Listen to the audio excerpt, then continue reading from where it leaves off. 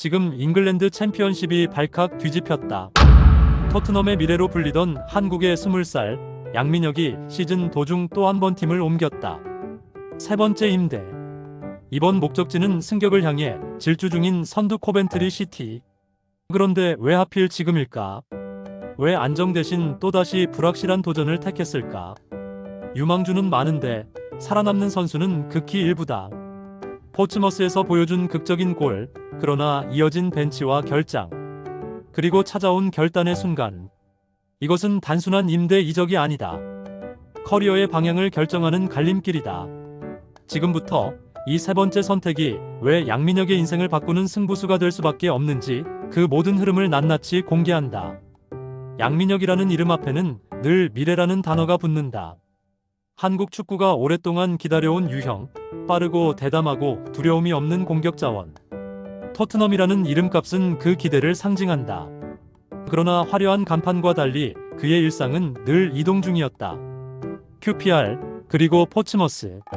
그는 언제나 임대 선수였고 언제나 증명해야 하는 위치에 서 있었다. 경기에 나가면 가능성은 보였지만 팀의 중심이 되기에는 뭔가 하나가 부족했다.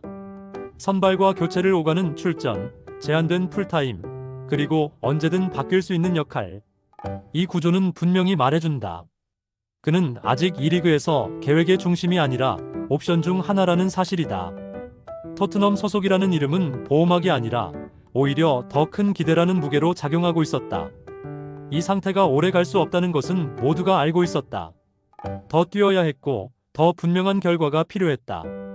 그러나 동시에 더 실패할 여유는 점점 줄어들고 있었다.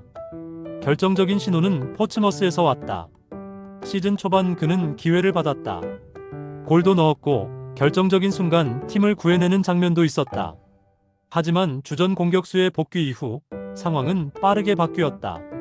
출전 시간이 줄었고 선발 명단에서 그의 이름은 점점 사라졌다.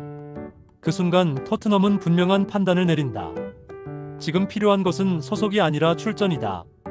그리고 그 타이밍에 등장한 팀이 코벤트리 시티였다. 승격을 노리는 선두, 하지만 공격의 변화가 필요했던 팀. 이것은 단순한 이동이 아니라 정체를 깨뜨리는 강제적인 사건이었다. 남아있으면 더 안전할 수도 있었다. 그러나 남아있는 것은 곧 사라지는 것과 다르지 않았다. 이 제안은 선택이 아니라 피할 수 없는 질문이었다. 계속 기다릴 것인가, 아니면 다시 던질 것인가. 세 번째 임대라는 단어는 결코 가볍지 않다. 선수에게 임대는 기회이자 동시에 불안정의 증명이다. 또 적응해야 하고, 또 감독의 신뢰를 얻어야 하고, 또 처음부터 시작해야 한다. 만약 이번에도 실패한다면 그는 계속 떠도는 유망주라는 프레임에 갇힐 수도 있다. 더 강한 팀, 더 치열한 경쟁, 더 적은 인내. 코벤트리는 포츠머스보다 훨씬 결과를 요구하는 팀이다. 여기서 버티지 못하면 다음은 더 쉽지 않을 수도 있다. 그래서 머릿속에는 계산이 생긴다. 지금 자리를 지키는 것이 더 안전하지 않을까? 적어도 환경은 익숙하다. 적어도 완전히 낯선 곳은 아니다. 그러나 그 안전은 동시에 정체를 의미한다. 그는 그 경계에서 흔들린다. 도전과 보존, 가능성과 현실 사이에서. 결정적인 문장은 단순하다. 뛸 수 있는 곳으로 가야 한다. 토트넘은 그를 팔지 않았다. 대신 계속 키우겠다는 선택을 했다. 그리고 코벤트리 감독은 분명한 그림을 제시했다. 어디에서, 어떻게, 어떤 역할로 쓰겠다는 설명. 여기서 이 이야기의 주제가 명확해진다. 재능은 보호로 자라는 것이 아니라 경쟁 속에서 증명될 때 비로소 가치가 된다. 지금 필요한 것은 안정이 아니라 밀어넣을 무대다. 이 선택은 되돌릴 수 없다. 한 번 가면 결과로 말해야 한다. 그는 이제 준비된 유망주가 아니라 시험대에 오르는 선수다. 양민혁은 코벤트리 유니폼을 입는다. 이것은 단순한 이적 발표가 아니다. 세계가 바뀌는 순간이다. 더 이상 그는 토트넘의 미래라는 보호막 뒤에 있는 존재가 아니다. 그는 지금 당장 승격을 원하는 팀의 전력 중 하나가 된다. 훈련장의 공기부터 다르다. 여기서는 성장보다 결과가 먼저다. 그는 안전한 세계를 떠났고 평가받는 세계로 들어왔다. 이 순간부터 모든 훈련, 모든 출전, 모든 터치는 기록이 아니라 판단의 근거가 된다. 코벤트리에는 이미 자리가 있다. 검증된 측면 자원들, 그리고 팀의 전술적 균형. 양민혁은 여기에 도전자로 들어온다. 동시에 팀은 득점력 저하와 주포의 부상이라는 문제를 안고 있다. 기회는 분명히 존재한다. 그러나 그 기회는 스스로 쟁취해야 한다. 훈련에서는 동료지만 경기장에서는 경쟁자다. 그는 팀의 문제를 해결할 카드가 되어야 한다. 그렇지 않으면 그는 다시 벤치가 된다. 여기서부터 그의 싸움은 개인의 적응을 넘어 팀의 구조 속에서 자신의 자리를 만드는 싸움으로 바뀐다. 겉으로 보면 팀은 선두다. 그러나 내부는 늘 불안정하다. 승격 레이스는 한 번의 부진으로 방향이 바뀐다.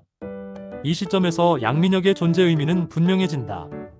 그는 단순한 백업이 아니라 흐름을 바꾸는 카드가 되어야 한다. 여기서부터 그는 언젠가 잘할 선수가 아니라 지금 필요할 때 써야 하는 선수로 평가받는다. 이것이 바로 중간 지점의 전환이다. 가능성의 선수에서 책임의 선수로. 적응이 늦어질 수도 있다. 출전 기회가 바로 오지 않을 수도 있다. 결과가 없으면 신뢰는 빠르게 사라진다. 세 번째 임대라는 꼬리표는 작은 부진도 크게 보이게 만든다. 언론의 시선, 팬들의 기대, 내부 경쟁. 모든 것이 동시에 압박으로 다가온다. 그는 지금까지의 방식이 통하지 않을 수도 있다는 사실과 마주한다.